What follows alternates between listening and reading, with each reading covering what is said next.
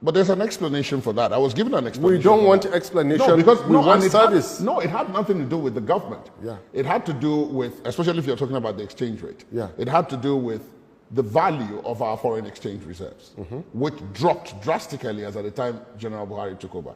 That coincided with a drop in the prices of oil, which is our main, export. You're giving an answer to yourself. No, I'm not. I'm saying that. Let me answer you. You are disagreeing that we're not out of recession, that when you take the value of the naira as a point, that could point to that. I'm saying to you that on this seat that you sat, have been previous guests before you to whom I put that precise question. And amongst them have been those who told me that that's directly linked to our foreign reserves. And that as our foreign reserves have improved, as indeed they have, the value of the naira has appreciated. You will concede, won't you? That I won't concede. You will because concede I have my points. The dollars dropped, the naira dropped to as much as 500 naira to a dollar. But it has since peaked and has stabilized around. Can I answer you? Yes, please go on. I just said that you just hold you on. Background. Let me tell you. January 2016, or thereabouts, President Buhari falls ill and was out of Nigeria for 100 days. Then we had an acting President Yemi Oshibanjo. When President Buhari was flown out, the naira was at 520. When friends and family were making 200 naira per dollar, because the difference between the autonomous and the central was then in excess of 200 naira. Now here's the catch. Acting President Oshibanjo, whom I like to think as somebody who has lots of sense, whom I like to think as somebody who listens to his people, and his people happen to be the ones who pay tuition fees outside of Nigeria, must have hammered it onto him. This cannot go on. If Buhari's people don't care and they don't pay tuition fees outside, ours do, and education is our life. You must go back, and he's a responsive acting president. He changed the formula of how dollars, forex, were allocated.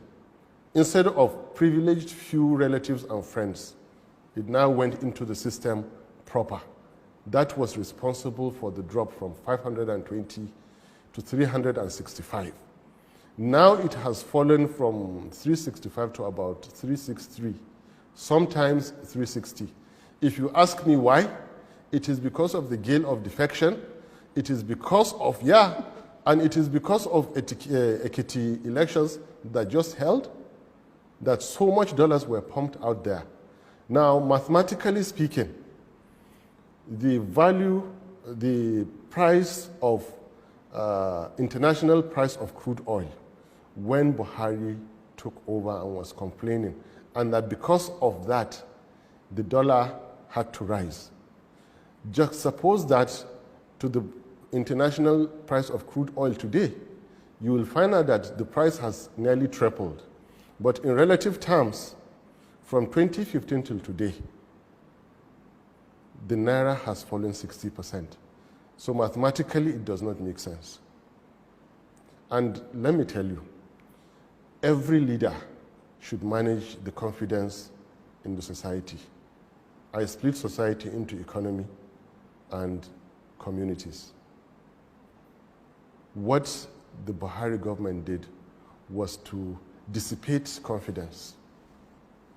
How so? Because those who were funding the autonomous market found it necessary now to hold back their money. Yes, because the arbitrage is no longer there. No. Arbitrage is when you have 200 naira per dollar, not when you have 2 or 3 naira per dollar. Then what's the explanation as to why they are not funding it? Because they were afraid of Buhari's tactics. They were afraid of Buhari's government. Buhari's government did not give confidence to investors, did not give confidence to Nigerian expatriates abroad who are sending billions and billions to Nigeria. They had to cut it. Interest rates were not improving, and the moment fear set in, and notice that this is a government who cannot manage fear. This is a government that cannot manage the people's sensibilities. One fear sparked off another. So the fear of Nigerians who were selling $1,000, $2,000 daily, and you have hundreds of them funding the market, felt, look, if indeed the dollar is going to fall and we can see it falling, it's better to hold it back. That holding back scared investors who otherwise would go into Nigerian portfolio investment. The foreign exchange fluctuation risk heightened. This is what happened. So it is critically important you read the gestures in the economy right. If you don't, the wrong information will continue to be passed out there. I cannot claim to come out here and tell you new thing you've never heard before, but I'm in that business. I will tell you what the truth is. And the truth is that we have lost 60% of our net worth as a country, simply because we had a government that cannot manage our economy. At that point, let me, because you used the word fear and scare. Yeah. Now, those two words are used in relation to another subject, which was also a plank of this administration's campaign when it wanted office in 2014, 2015. Yeah. And that's security. How do you think they've done in the last 3 years? I mean, take, for example, let's start with the battle against the insurgency in the Northeast, Boko Haram principally. How have they done in that regard? They have done very, very badly. Why do you say that? Thank you. There are specific technical points in winning a battle, and there are measurable outcomes in winning a war. I will use two clear examples. When the Nigerian Civil War ended, it was instant. The very next day, you could feel, you could breathe freedom and liberty. Brothers who were at war were embracing each other the next day. They were being readmitted back into the Nigerian society with open arms. This is not happening in the case of insurgency. Where are the perpetrators? At large. Where are their equipment, their weapons? At large. The territory claimed to be seized. Is government effectively holding that territory? No. The internally displaced persons who lived in those territories, have they been returned? And when they are returned, has their life gone back to normal? No.